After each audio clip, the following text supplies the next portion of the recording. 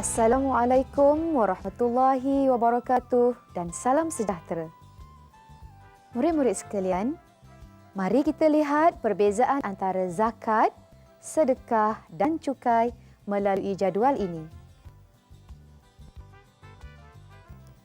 Dari aspek hukum, zakat adalah wajib, sedekah adalah sunat dan cukai pula merupakan tanggungjawab di sisi undang-undang sesebuah negara. Dari aspek masa, zakat dilakukan sekali dalam setahun, sedekah pula boleh dilakukan pada bila-bila masa, manakala cukai dijelaskan sekali dalam tahun Masihi. Dari aspek jenis harta, zakat dikenakan kepada beberapa jenis harta yang telah ditentukan oleh syarak. Sedekah pula boleh diberi dari sebarang harta yang halal, manakala cukai dikenakan kepada harta atau pendapatan seseorang. Dari segi kadar, zakat dikenakan mengikut kadar yang telah ditetapkan oleh syarak.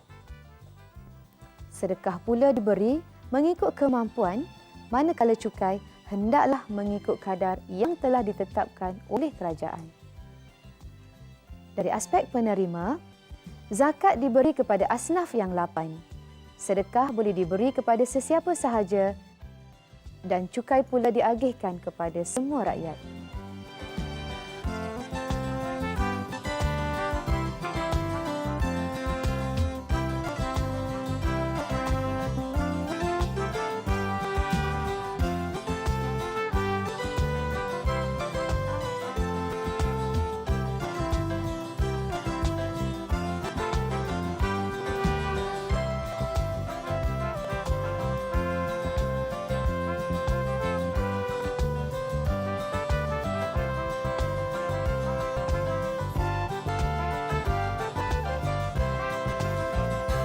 Murid-murid yang dirahmati Allah sekalian, golongan yang berhak menerima zakat atau asnaf yang 8 adalah: pertama, golongan fakir.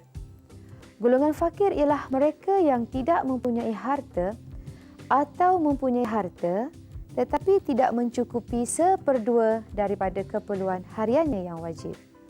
Sebagai contoh, pendapatan harian yang wajib adalah RM10, tetapi pendapatan yang diperolehi oleh golongan fakir hanya RM2.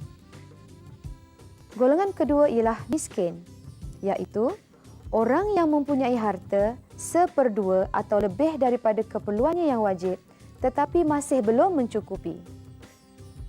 Sebagai contoh, keperluan wajib sehari adalah RM10.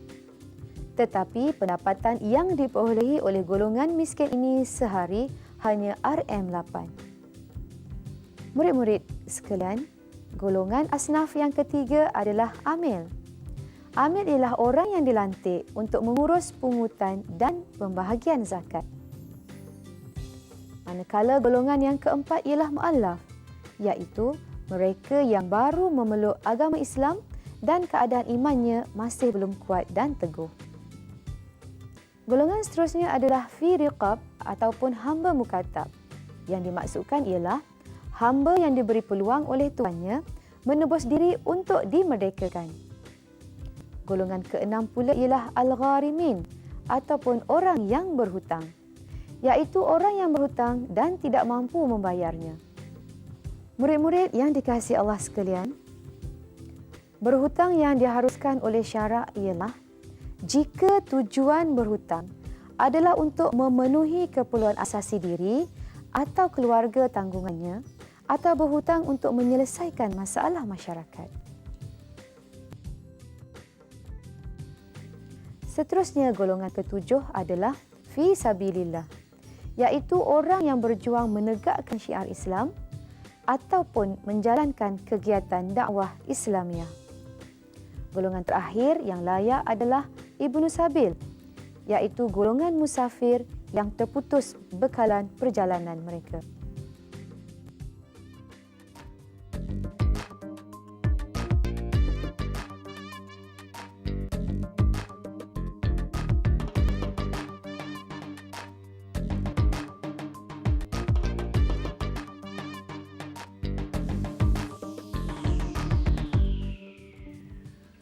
Murid-murid, golongan yang tidak berhak atau haram menerima zakat pula antaranya adalah: pertama, orang bukan Islam.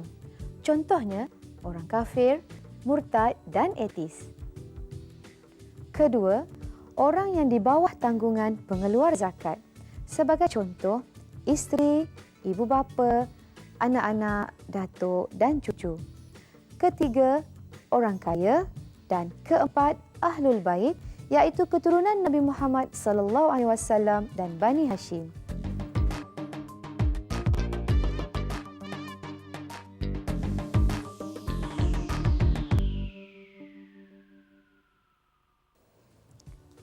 Tidakkah murid-murid tertanya-tanya mengapakah Allah menetapkan golongan asnaf ini?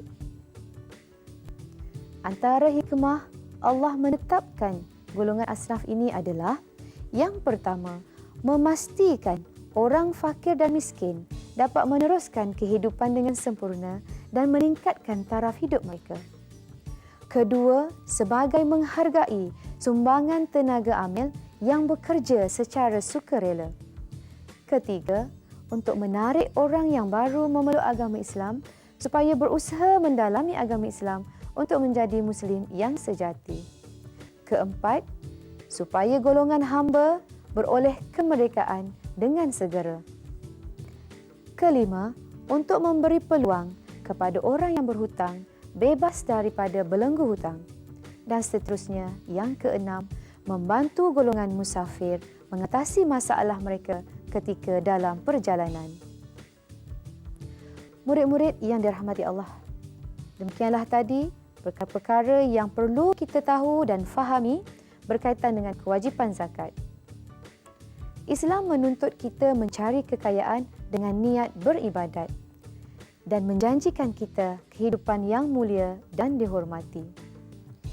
Sebagai Muslim, kita hendaklah berusaha memantapkan ekonomi dan kehidupan.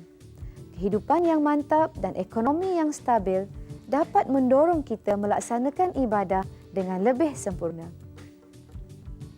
Oleh itu, marilah kita sama-sama berdoa supaya dikurniakan Allah segala kekuatan untuk meningkatkan kualiti diri dan kualiti hidup supaya kita tergolong dalam kalangan mereka yang layak mengeluarkan zakat. Sekian dahulu.